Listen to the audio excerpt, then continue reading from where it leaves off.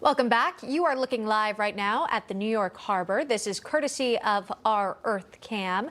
Pleasant day in the Empire State. Speaking of, former President Trump made some headlines over the weekend after he endorsed Republican Lee Zeldin for governor. Keep in mind, Zeldin's running against Democrat incumbent Governor Kathy Hochul.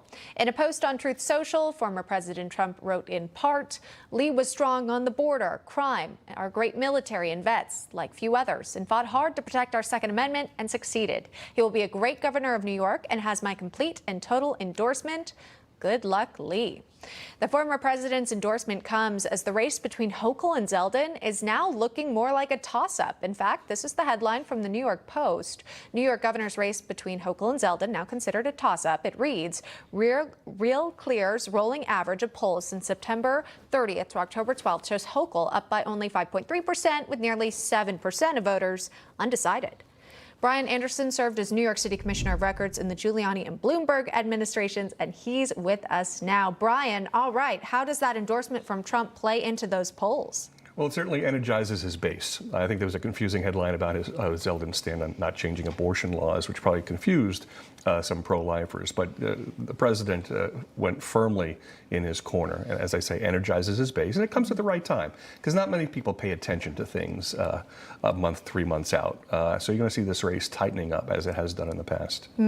How's that going to play with New York City voters?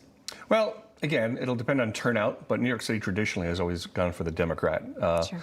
But it didn't help Mario Cuomo in 1994. So it hopefully will, again, energize Zeldin's base, which are mostly Republicans, certainly in upstate and outside of New York City. Yeah. What do you think are the issues that Zeldin is running on that are winners for the state overall?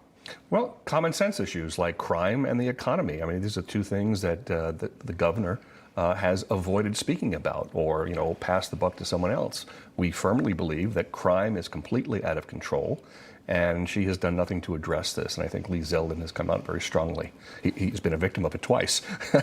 Yeah, that's so true. Remember, it was on the campaign trail when that guy with that sort of knife-like object came up at him on stage. And then, of course, the most recent instance where his daughters were at home and, there was gun violence happening right in his neighborhood. Right on his front lawn. Right. So coming from that sort of experience, how does that impact how you run a campaign? Well, again, it's first person, and I'm not just aware of these statistics, I'm a victim of these statistics, like many New Yorkers that are out there. And I think that resonates because people then identify with him. Yeah, well, that kind of thing happened right in my neighborhood, or I was a victim of crime once. No one seems to be speaking to this issue.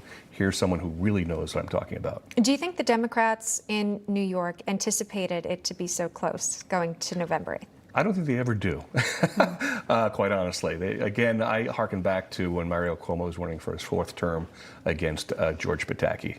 The numbers were not so close near the end, and they just do their victory laps well beforehand, which is fine, because then things like this can happen. I think we've got a winner in Mr. Zeldin. We'll have to see.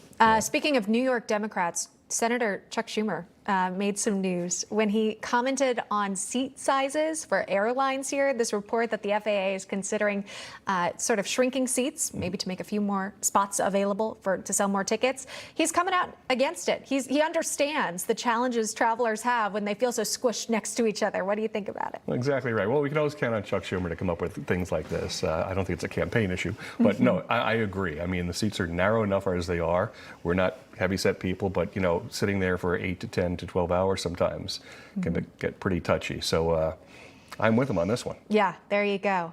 Give us some more space. That's helpful. That makes the traveling experience so much better at a time when we're still following reports of delays. When you're traveling, that's just the worst thing to get through. All right, Brian Anderson joining us with his thoughts. Appreciate it, as always. Thank you. You got it.